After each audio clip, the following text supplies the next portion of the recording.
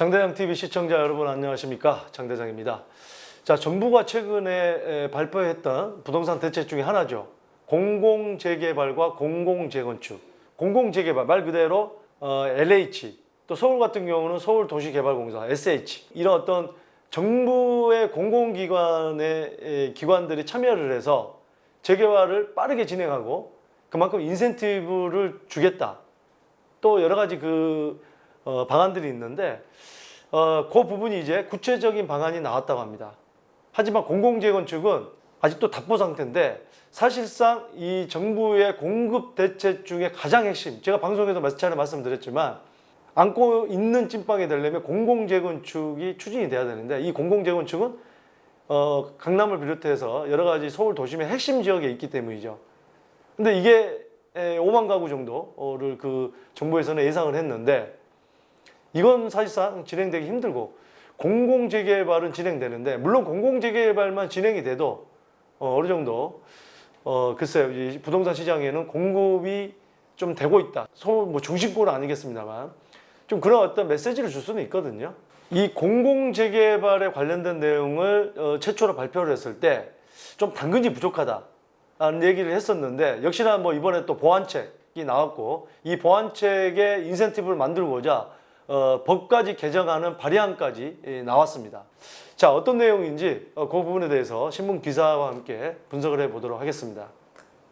공공재개발하면 용적률 더 받고, 용적률 더 받는다는 건 뭐죠? 용적률이라는 게 뭡니까? 대지 면적 대비해서 대지가 100평인데 뭐 300%다.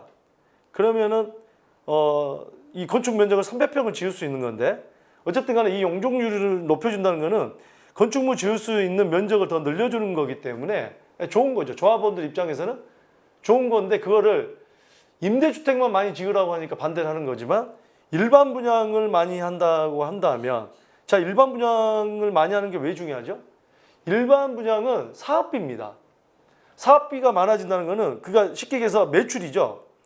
이 재개발에서 매출이 늘어난다는 것은 이 조합원들이 부담해야 될 분담금이 줄어들거나 환급을 받을 수 있다는 얘기거든요. 그런 측면에서 볼 때 좋은 건데 어떤 식으로 일반 분양이 늘어나는지 또 임대주택은 어떤 식으로 늘어나는지 이게 이제 중요한 핵심 내용이 되겠죠.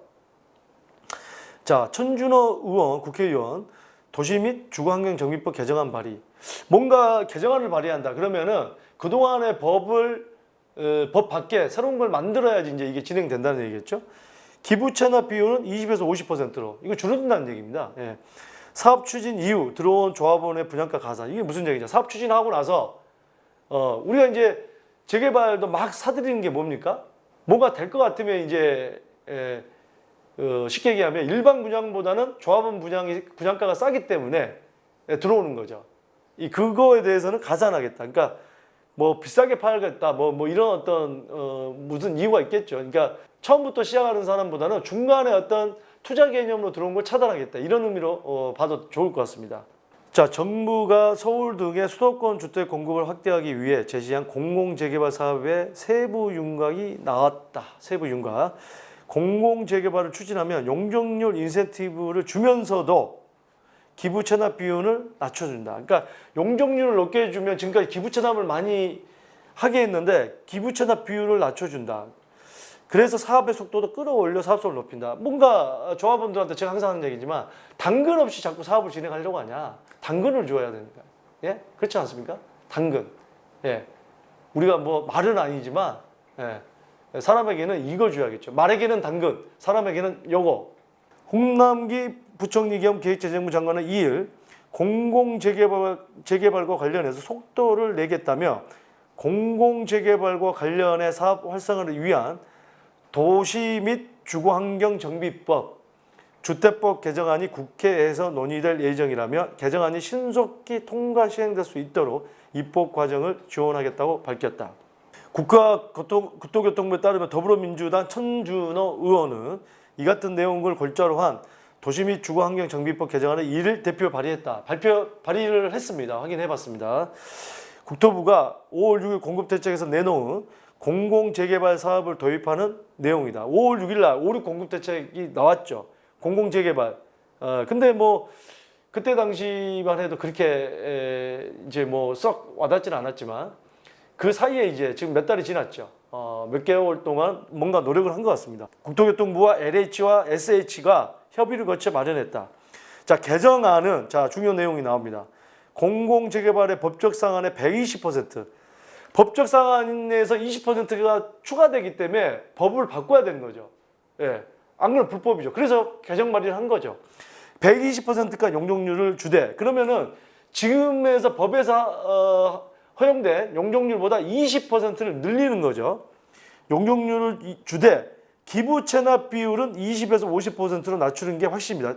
원래는 재개발에서 50에서 75%인데 기부 체납 비율이 확 줄어듭니다. 예. 기부 체납 비율을 적게 한다는 건 그만 일반 공급은 늘릴 수 있다. 그 외에 다른 걸 늘릴 수 있다는 거거든요. 그러니까 이제 사업성을 높여주고 당신들의 이런 당근을 먹으시오. 그럼 일반 공급이 얼마나 되는지가 중요하겠죠. 자, LH가 공공재개발의 서울시 용적률 인센티브 기부 체납 비율이 30%로 정해졌고 기부되는 주택이 중형인 85제곱미터라는 전제하에 내놓은 시뮬레이션을 공개했습니다. 자, 기부 체납 비율을 30%로 하고 기부되는 주택이 85제곱미터일 때 이에 따르면 서울 3종 일반 주거지역에서 조합원 300가구가 일반 재개발을 추진하면 총 600가구로 지을 수 있다고 합니다. 시뮬레이션입니다. 공공재개발을 하면 700가구로 100가구가 더 늘어난다. 공공재개발로 하면 기존의 지금 현행 법대로 하면 300가구가 600가구로 되지만 이제는 700가구로 100가구가 더 늘어난다고 합니다. 서울 3종 일반 주거지역 기본 용적률은 250%입니다. 이게 이제 법적 상한은 300%인데 서울시 조례에 의해서 250%인데 이게 이제 기부 체납을 하면 300%까지 늘려줍니다. 그래서 최근에 지은 아파트들은 대부분 보면 용적률이 285%, 290% 이런 용적률이 많습니다. 공공재개발은 법적 상한 300%에 120%에 360% 가능하다는 얘기다.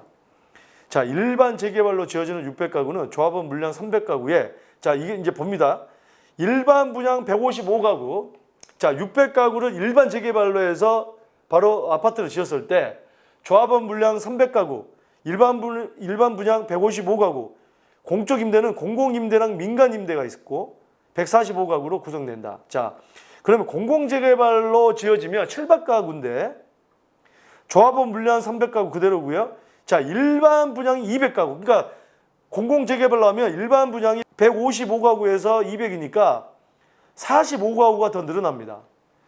자, 쉽게 얘기하면 이번에 증산 2구역의 아파트 가격이 평당 2천으로 그냥 예를 들어보자면 그러면 30평대가 33평형이 2천이면은 6억 6천이죠.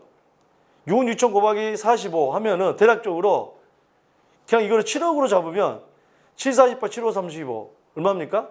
315억이라는 사업자금이 매출이 더 늘어납니다. 315억 원을 조합원들이 300이다 그러면은 300명이 315를 덜 내면 1억씩을 덜 내는 거예요. 계산이 되죠? 그러니까 조합원들 입장에서 1억씩 덜 내는 건데 납부할 이유는 없겠죠? 상식적으로 생각해도. 그러면은 그 나머지는 공공임대가 140가구, 민간임대가 지분형 주택이 뭐죠? 우리가 적립식 지분 뭐 그런 것 같아요. 지금 보니까. 이 이제 내용이 나오는데 이게 이제 60가구, 지분형 주택.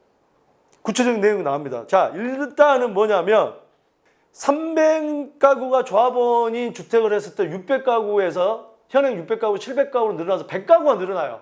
그럼 뭐죠? 밀도가 높아.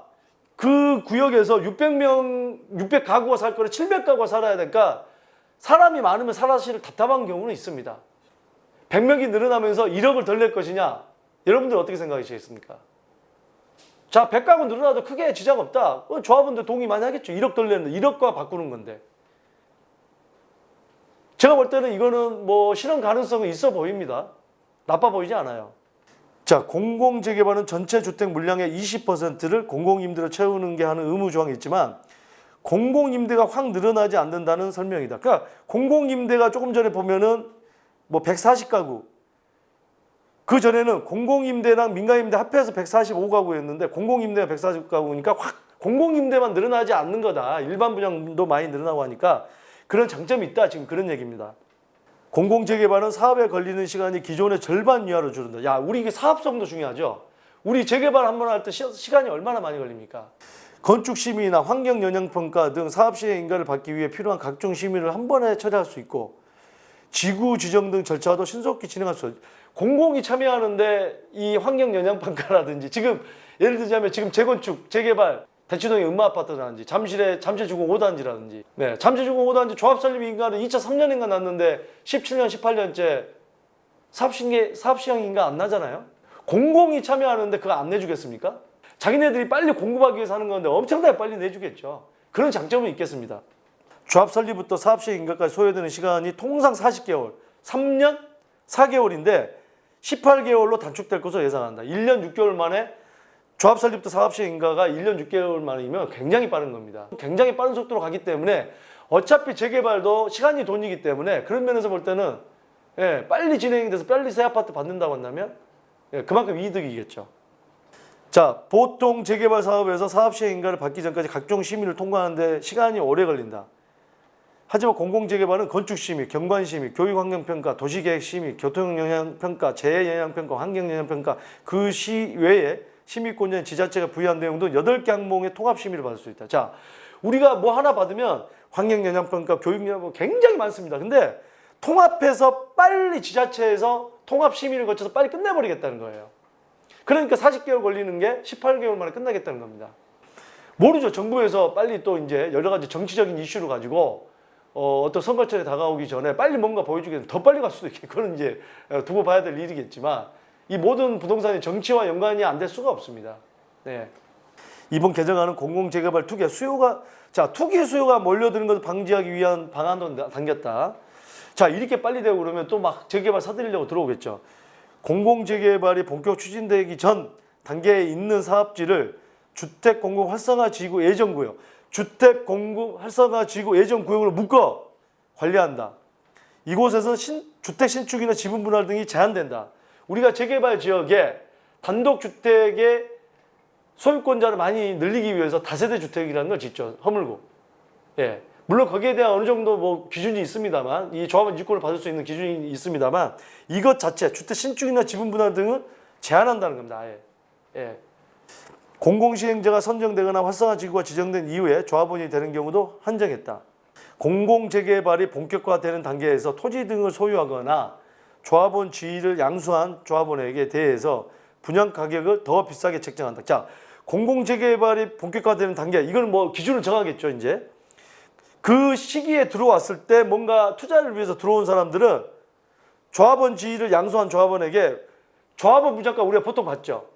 나중에 조합원 분양가 일반 분양가보다 훨씬 낮죠. 조합원 분양가가. 근데 조합원 분양가보다 비싸게 하겠다는 거예요. 그러니까 투자 수요 니네 아무리 들어와봐 사봐야 그러니까 그 기준을 정해서 그 기존에 있었던 조합원들하고는 비싸게 받아야 하기 때문에 투자성이 떨어지기 때문에 투자 수요가 많이 안 몰릴 것이다. 이런 얘기입니다. 일반 조합원 분양가는 감정평가 금액의 산술평균으로 책정되는 반면 이들에 대해서는 일반 분양가 비슷한 수준으로 분양가를 공급할 예정이다. 자, 조합원이지만 조합원 분양가를 받지 않고 비싸게 일반 분양가 정도로 책정하겠다. 그러니까 투자로서는 메리트를 많이 떨어져. 하지만 중요한 건 뭐죠? 우리가 청약에 왜 몰립니까? 일반 분양가 자체도 주변 시세에 비해서 월등하게 저렴합니다. 그렇죠? 이번에 증산 2구역도 주변 시세 대비해서 일반 분양가가 60%밖에 안 됐잖아요. 어쨌든 간에 일반 분양가 정도만 돼도 조합원이 되는 게 낫겠죠. 청약 가점이 높지 않고 특별공급 대상자가 아니라고 한다면 당연히 들어오겠죠. 그래도 비싸도 들어올 겁니다. 이렇게 되면. 빨리 진행되니까 새 아파트 빨리 들어가려고 또 싸니까 60에서 70% 정도밖에 안 되니까 일반 분양가가. 자, 여러 팁을 드리고 있습니다. 여러분들에게. 공공재개발에서는 실수요자를 보호하기 위하여 공적 임대 일부가 공적 임대를 하는데 임대주택도 짓는 거죠. 수익 공유형 전세. 이건 또 뭡니까? 예, 우리가 장기 전세라 해서 시프트 뭐 이런 거 30년, 20년 전세가 있었습니다만 수익 공유형 전세. 수익 공유형 지분 적립형이 아니고 수익 공유형. 자, 공급된다. 자, 수익 공유형 전세는 주택도시기금이 출자하는 임대 리츠를 통해 공급하는 전세다. 임차인이 임대 리츠 주식 일부를 보유하고 전세에 들어가면 그 임대 리츠에 대한 주식을 준답니다. 보유하고 전세 계약이 종료되면 전세금과 함께 주식 배당. 집값이 올랐어요. 정부 전세금을 줬는데 집값이 올랐어. 그러면 배당을 해주겠다는 거예요. 그게 뭐 얼마가 될지 모르겠지만. 그래서 내 집 마련을 위해서 목돈을 확보할 수 있게 해준다. 이거 좋은 제도네요. 전세를 살고 이 집값이 오른 부분을 배당을 해주겠다. 얼마가 될지 모르겠지만. 자, 이 전세는 임차인이 이 시세의 80% 수준으로 8년간 거주할 수 있다. 야, 자, 주변 전세가 1억인데 여기에 들어가는 이 전세입자는 8천만 원만 내면 됩니다. 8천만 원 내고 플러스 알파가 뭐죠? 임대 리치의 배당. 이걸 주겠다는 거예요. 싸게 들어가고 내 집 마련을 확보할 수 있게 배당해 준다는데 설마 금리 정도, 은행 금리 정도 주겠습니까? 그러면 날도둑이지, 그거는. 뭐 많이 준다는 얘기겠죠. 한번 두고 봐야죠. 자, 이 밖에 정비사업 지원기구인 한국부동산원이 공공재개발 사업에 대한 사업 시행 계획, 관리, 처분 계획 수립 및 검증 지원 등을 수행하게 하는 내용도 포함됐다. 자, 지금 공공재개발에 지금 참여하는 의향서를 제출한 곳이 어떤 곳인지 한번 보도록 하겠습니다. 자, 흑석 2구역, 성북 1구역, 양평 14구역 등의 세 곳이 공공재개발 관련해서 사업 의향서를 제출했고요. 그리고 6개 사업지에 대한 공공재개발 관련 비공개 설명회를 진행했고 향후에 추가로 6곳에 대한 설명회도 추진할 예정이라고 합니다. 네. 자, 지금 뭐 3개 구역은 의향서를 제출했다고 하니까 요거 한번 참고를 해 두시고 또 추가로 6곳 뭐 또 계속 추가로 아마 나올 것 같은데 자, 이런 지역도 여러분들 참고해 주셔가지고 바로 조합원으로 들어갈 것인지 또 나중에 이 지역에 대한 향후에 몇 년 후에 일반 분양에 대한 얘기가 또 나오겠죠. 그래서 거기에 청약을 하실 분도 참고를 해 두시면 좋은 소스가 될 것 같습니다. 지금 이제 의안 정보 시스템인데 이게 이제 법 발의가 됐다는 내용입니다. 여기 보시면 2020년 9월 1일 날 천진호 의원도 26인이 바로 접수가 됐고 2, 3일 있어야 이제 볼 수 있는데 자, 이 내용들은 지금 이렇게 내용들이 나옵니다. 주요 내용 이렇게 나옵니다. 이 내용들을 저희가 확인을 했고요. 자, 오늘 정부에서 바로 5월 달에 내놓은 주택 공급 중에 하나 공공재개발, 특히 공공재건축은 답보 상태이고 공공재개발에 대한 구체적인 내용은 나왔다. 그리고 이런 어떤 추가 인센티브를 주기 위한 바로 국회의원의 법 발의까지 됐다. 이런 내용입니다.